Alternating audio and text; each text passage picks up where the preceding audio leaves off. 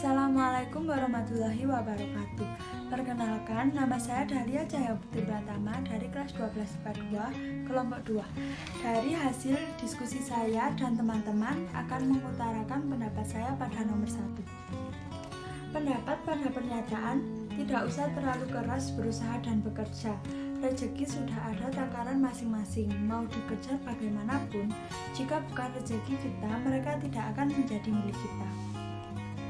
Yaitu, rezeki mustahil dirusuhi, dirusak, diganggu, dilarang, atau digagalkan oleh makhluk manapun. Jika sesuatu sudah ditetapkan sebagai rezeki bagi seorang hamba, maka akan sampai meski seluruh makhluk tersebut membuat makar untuk menghalangi rezeki tersebut. Sebaliknya, jika bukan rezekinya, maka upaya untuk mendatangkan rezeki bagi hamba tersebut mustahil. Allah Ta'ala dan segala ketetapannya tidak bisa dilawan oleh makhluk apapun. Dialah yang maha kuasa atas segala sesuatu. Karenanya, rezeki mustahil nyasar atau salah alamat. Tidak ada alamat palsu pada soal rezeki. Semua tertulis rapi dan distribusikan kepada yang berhak mendapatkan rezeki tersebut. Bahkan terkait setiap sebutir garam sudah ditetapkan untuk direzekikan kepada siapa, kapan waktunya, dan bagaimana caranya. Jadi, jika memang seperti ini, maka bekerja bukan satu-satunya hal untuk mendapatkan rezeki. Assalamualaikum warahmatullahi wabarakatuh. Saya Vita Nasrullah absen 8 dari kelompok 2 akan membacakan tentang tidak usah terlalu keras berusaha dan bekerja. Rezeki sudah ada takarannya masing-masing.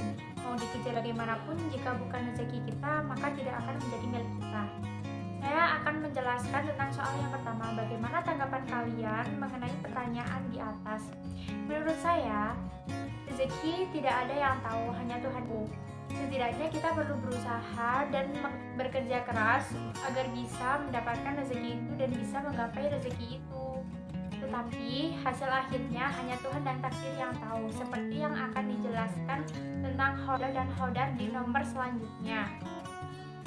Tapi setidaknya kita sudah berusaha agar kita dapat mendapatkan rezeki itu. Terima kasih.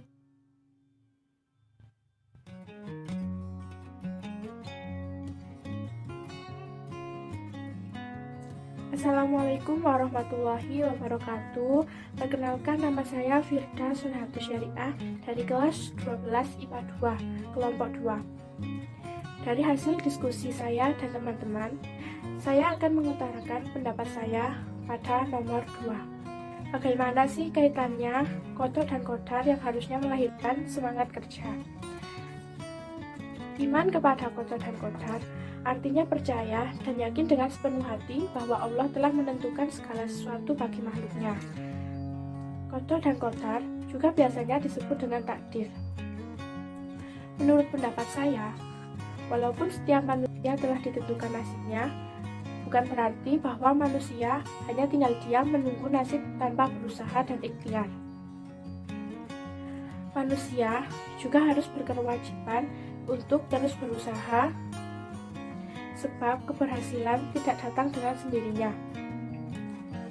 Beriman kepada qada dan qadar selalu berkaitan dengan sikap optimis, berikhtiar, bertawakal, dan juga selalu berdoa.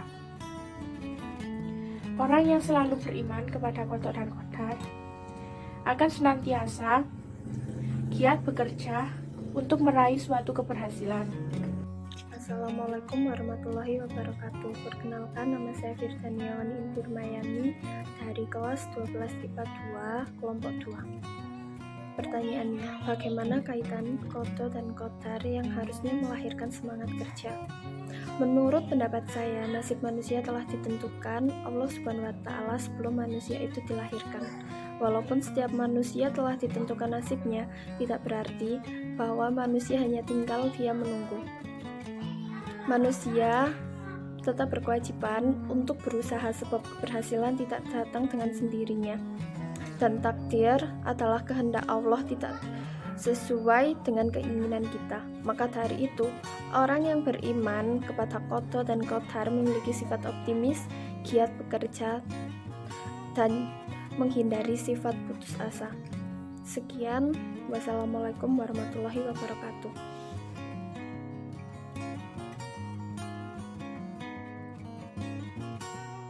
Assalamualaikum warahmatullahi wabarakatuh. Perkenalkan, nama saya Grafil Masinda Putri Iswara dari kelas 12 IPA 2 nomor absen 11 dari kelompok 2. Di sini saya akan menjawab sebuah pertanyaan, mengapa ada orang yang sudah rajin bekerja tapi hasilnya sedikit, sedangkan ada orang yang bekerja biasa saja tapi malah menghasilkan banyak uang.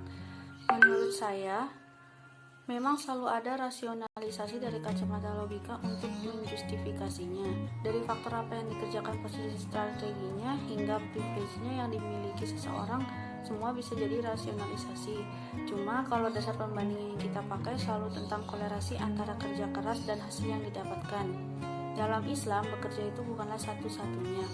Sebab kita dapat rezeki dalam bentuk materi. Pertama, rezeki itu bukan hanya sekadar materi, bukan besarnya yang tertera di slip gaji saja, ataupun jumlah nominal angka yang masuk ke rekening kita tiap waktunya.